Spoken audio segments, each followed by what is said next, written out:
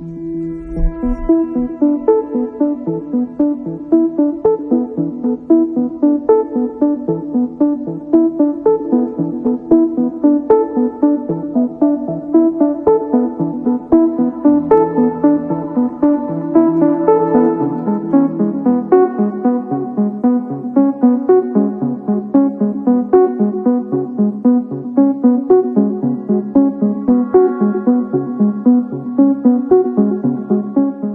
kind of went into it thinking, of the influence of these abstract expressionist artists. I think like it was kind of a challenge for me to like work more abstractly. But I think having like studio visits with Angel Jang and Mary, they were able to tell me a lot about my own work, talking about relationships that my own work had with these abstract expressionist artists or similarities. In that way, I was able to see how in my own work, there is a creation of atmosphere and it's not all just figurative. The creation of the matrix was after the studio visit with Mary and Angel. We were able to talk a lot about the kind of like the conceptual framework and what the image was going to be.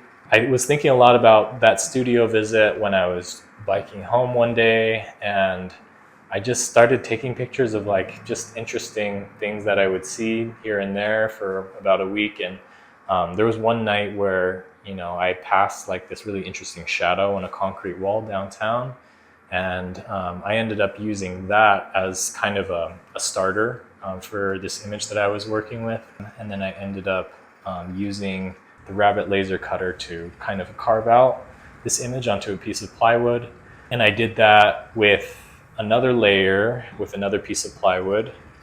And then the last piece of plywood, I just really wanted to bring out that grain texture again. And so I used a wire brush to sand it down and bring out that grain texture, make it more prominent. The paper took the most time. I had to build my own mold and decal because we didn't have one on hand that was large enough for the size that I was wanting to do. Adam Berman, who's the lab manager here at UNM, in the printmaking area, really helped me. He had a lot of experience making paper, and so he helped me. We were able to make the paper in his yard, in his backyard. He had all the materials for what went into the paper, which was cotton and hemp, and he had blended that himself, and he had his own kind of like recipe to make that. Really, I just owe a lot to him for helping me make the paper. I think it all just kind of worked out last semester where I was in the abstractions on paper class that Angel Jang taught. Because of that class, I was really able to see a lot of the work in person from the print collections room.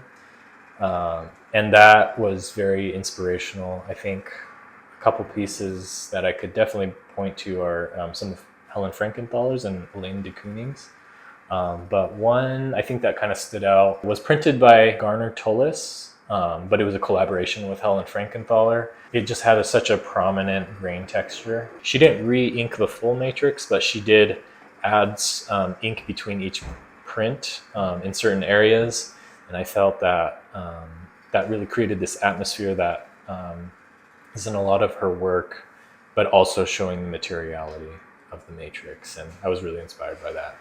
I think conceptually, I am trying to just create this atmospheric abstraction that does have this texture of like the concrete wall, but also this shadow, which is, I think, also kind of interesting conceptually in terms of printmaking, because printmaking could be considered like a shadow of the matrix, right?